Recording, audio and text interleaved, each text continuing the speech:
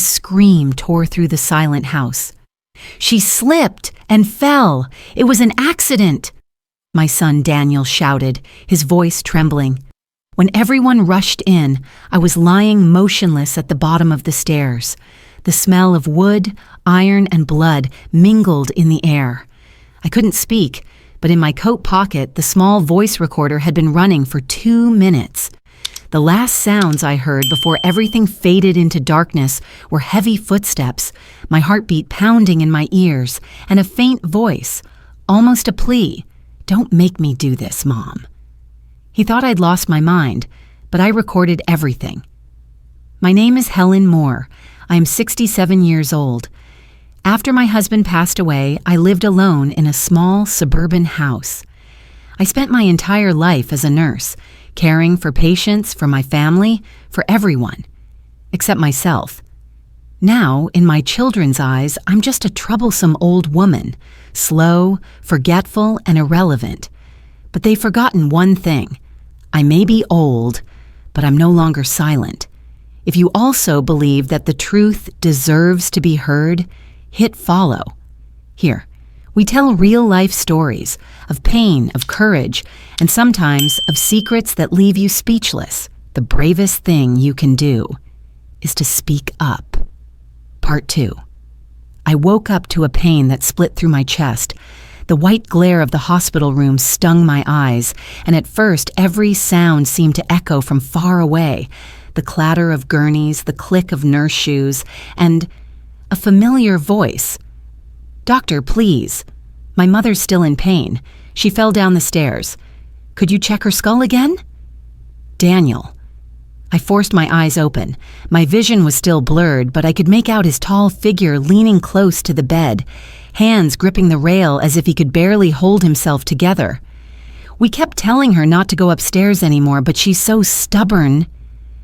Daniel turned to the nurse, his voice low and sorrowful. "She's been living alone for years. Her memory isn't what it used to be." I wanted to speak, to protest, but my throat felt stuffed with cotton. No sound came out. I lay there in silence, listening as Daniel painted a portrait of a senile old mother, while I, too weak to argue, almost started believing it myself. Had I really fallen? Through the haze, I recalled the evening before the fall. A simple dinner, mashed potatoes, roast beef, and a bowl of salad, was prepared for Daniel and his wife, Rachel. The house, once warm, had grown tense whenever they came by. Rachel didn't like the way I looked at her, didn't like my advice, didn't even like my presence in what used to be my own home before they moved in. That night, I said something I thought was harmless. "Rachel, honey, I know times are tough lately. If you two ever need help, I still have some savings." Daniel was pouring water then. His hand froze for a second. Rachel gave a cold smile. "You don't have to worry, Mom. We're not short on money." The air froze. Daniel looked at me, not with the eyes of a son who once cried over a broken toy, but of a man afraid of something being exposed. "Mom, you shouldn't bring up money with my wife," he said quietly but firmly. "Are you hiding something from her?" I asked. That question pushed everything past the point of no return. Rachel stood up and left the table. Daniel watched her go, then turned back to me. "I told you to stay out of it." That voice still echoes in me today, not loud, not violent, but cold as steel, and behind it was something unfamiliar. I once thought I knew my son. Daniel had been a timid boy, clingy, afraid of thunder. When my husband died, he was only 14. I became both mother and father, nurse and anchor. Maybe that's why I always found excuses for him, for the harsh words, the shouting fits, the months he spent my money and claimed it was lost. I trusted him, got disappointed, and trusted again. Now that gnawing doubt tore at me from within. It felt like two people lived inside me. One, a mother desperate to protect her child. The other, a woman shattered by the realization that her son might have pushed her down the stairs. I looked down at my hand. My right arm was scraped raw, a long claw mark streaked across the elbow. Nothing like a simple fall. I took a deep breath. The pain in my ribs made it almost impossible. I touched my left side, sharp, stabbing, burning. No, I didn't fall on my own. My body doesn't lie. And I remembered. Just before I fell, I heard, "Don't make me do this, Mom." That voice, close to my ear, cold and trembling, not a threat but a warning, a final whisper before trust was shattered, and I went down with it. 3 days after being discharged from the hospital, I returned to the old house, the one I once shared with my husband and later with my son and daughter-in-law. But now, every stair, every doorway seemed to hold a silent, watching eye. Daniel still showed up every day, bringing food, asking about my health, playing the role of the devoted son, but I began to notice how each of his words carried intention, each one steering me toward believing I was losing my mind. "When you fell, you were talking to yourself in the kitchen," he said while slicing fruit. "The doctor said your memory's been getting worse lately, remember?" I smiled, said nothing. I couldn't let Daniel know I was remembering everything. That night, sitting alone in my room, I opened my phone. Before the fall, I remembered pressing the small recorder button and slipping it into my coat pocket. I searched every recording app. Nothing. Daniel must have deleted it. My chest tightened, but then a spark of realization, cloud backup. I logged into my Google Drive. After a few seconds of searching, there it was, an audio file time-stamped exactly 6:42 p.m. on the day of my fall. I didn't dare play it. Just seeing that file still existed made my hands tremble. For the first time, not out of fear, but out of hope.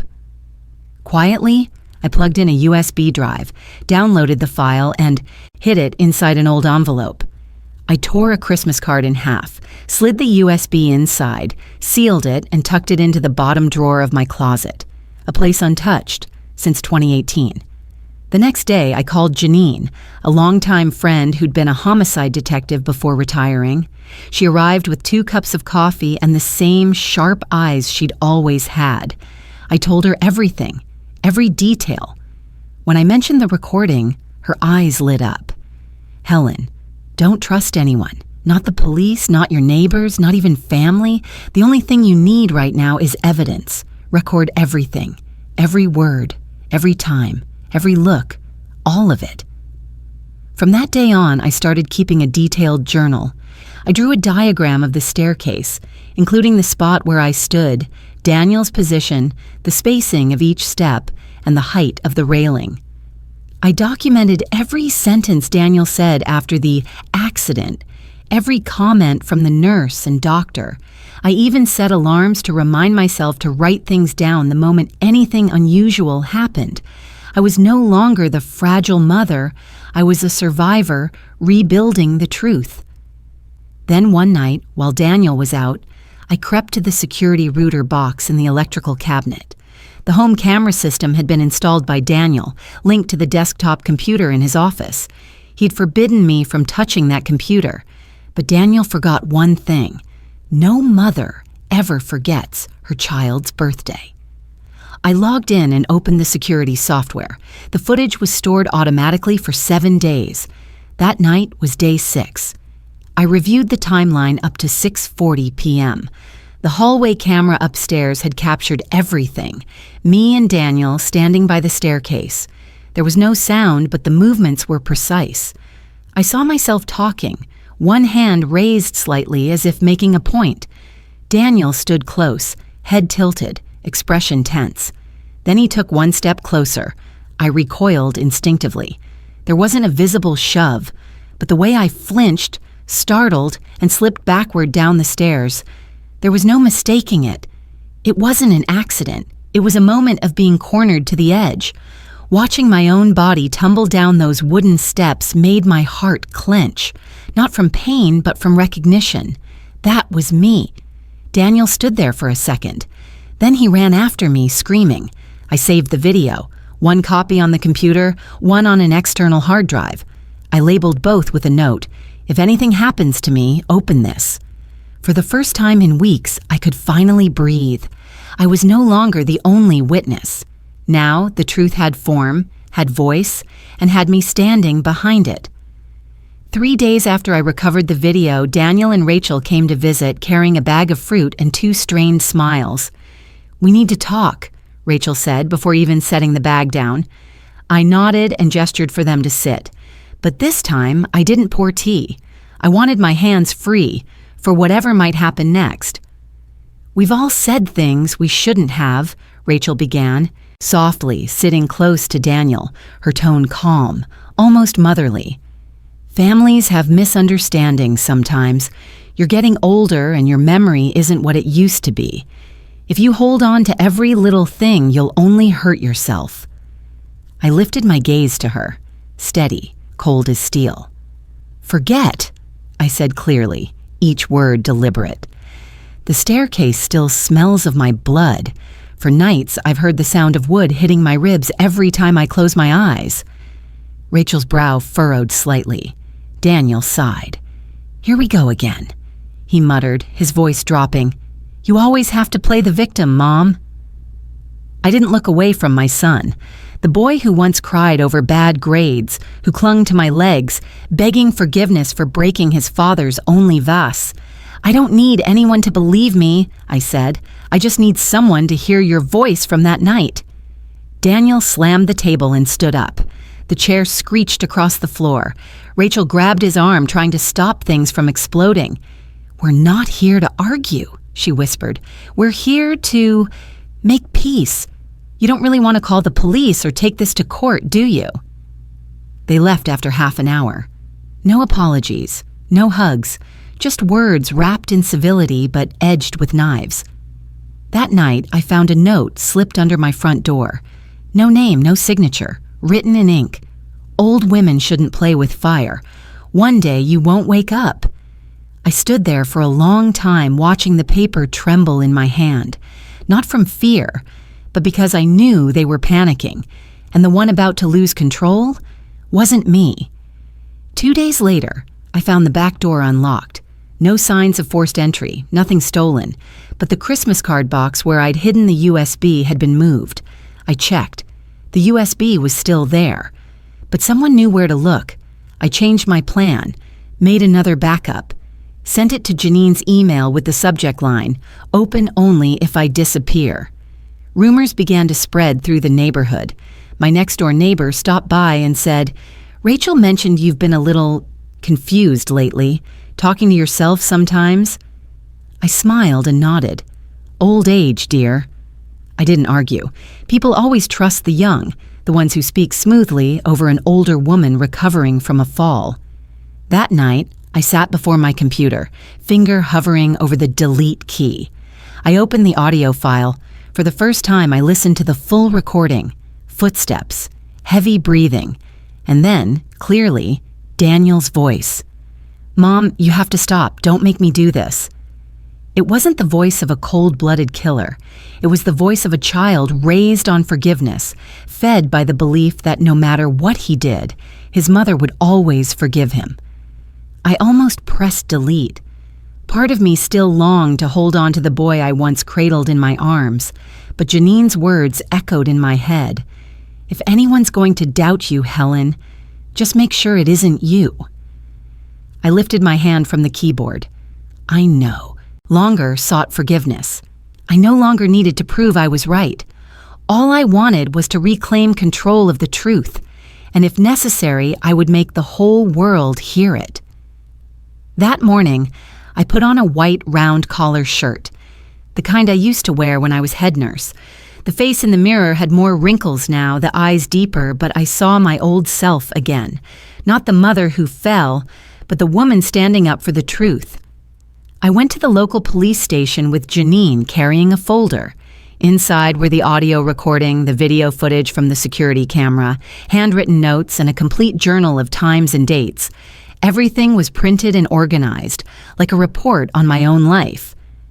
The young officer across from me looked detached, as if he'd heard hundreds of "mother accuses son" stories from lonely old women. "Are you sure about this? It could have been an accident.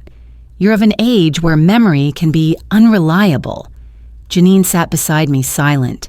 I took a USB from my coat pocket and handed it to him. "Please, just listen. One clip." He sighed, plugged it in. The sound filled the small meeting room. "Mom, you have to stop. Don't make me do this." For a moment, silence. No typing, no rustling papers, only the faint sound of breathing and the officer blinking slowly. "I want to press charges," I said, my voice calm, almost cold, not out of hatred, but for justice. The case was brought to civil court under the charge of intentional physical harm to an elderly family member. Rachel refused to give an official statement. Daniel hired a private lawyer, expensive, well-known, and walked into the courtroom looking composed and confident. I didn't look at him. I looked straight ahead, at the witness stand, the judge, and the doubtful faces in the crowd. I told everything, every detail, without tears, without trembling, without anger. "I'm not here to shame my son. I don't want to see him in prison. I just don't want people to think I'm a senile old woman who tripped over her own feet and imagined the rest." Then I turned to Daniel. "I don't need revenge. I need the truth." Daniel's lawyer argued that the audio didn't prove a push, that the video showed no clear physical act, but it was the silence after Daniel's recorded words and his visible panic when he realized the evidence existed that made the entire courtroom fall still. The verdict came after a week of deliberation. Daniel was sentenced to 18 months of suspended prison time, community service, and a restraining order prohibiting contact with me for at least 3 years. Rachel, the woman who laughed when I fell, who spread rumors that I was losing my mind, never came back to the house after the first hearing. People said she moved in with her sister in another state. I felt no joy, no sense of victory. I simply walked out of the courthouse standing on the old stone steps, letting the wind pass through my gray hair. Janine took my hand. We didn't need words. Someone later asked me, "Do you feel satisfied seeing your son convicted?" I just shook my head. At least I still have myself. A year after the trial, I left the city. No goodbyes, no farewell dinner, no notice to the neighbors. I simply locked the door of the house that had once been my home, the place where I built love, shed blood, and stood between life and death, and walked away. I chose a small lakeside town a few hours' drive away, a place where no one knew my name, where no one looked at me with pity or curiosity, a place with clean air, the gentle sound of water lapping against the shore, and dirt roads shaded by tall pines. I rented a small wooden house on a hillside with an old staircase leading to the attic. At first, I feared every step I took on those creaking stairs, but I learned to breathe deeply, to rest my hand on the railing, and to keep climbing. No one could hurt me here anymore. I began volunteering at the local women's center, a shelter for those who had survived domestic violence. I didn't tell my story. I just listened. Listened to the choked sobs of a 22-year-old girl pushed down her porch steps for talking too much. Listened to the trembling voice of a mother of 2, so emotionally broken by her husband's control that she had forgotten her own name. I wasn't a counselor. I had no degree in psychology, but I carried the empathy of someone who had survived. One of my new friends was Leah, a primary school teacher who lost her job after reporting that her ex-husband had secretly installed cameras in their home. No one believed her. Her family turned away. But I did, because I knew that feeling. We cooked together, read together, and sometimes just sat in silence when the past crept back too suddenly. I didn't try to erase the scars. I learned to live with them. One early autumn day, I received a letter. The handwriting on the envelope was Daniel's. I recognized it instantly, though it trembled more than before. I didn't open it right away. I placed it on the kitchen table beside the teapot, then took my usual walk around the lake. That evening, I opened it. "Mom, I won't justify what happened. I was wrong. Not just for that day, but for all the years I took your trust for granted and caused you harm. They ask me to write a letter to show remorse. However, I'm not writing because the court has instructed me to do so. I'm writing because I miss you. I'm writing because, for the first time in my life, I can't lie to myself. If you never reply, I'll understand. I folded the letter. No tears, no anger, just silence. I didn't write back. Forgiveness isn't a gift I owe anyone. It's a gift I'll give myself when I'm ready. The next morning, I stood by the wooden staircase in my house. The wind slipped through the curtains, carrying the scent of pine and lake water. I placed my hand on the railing and smiled.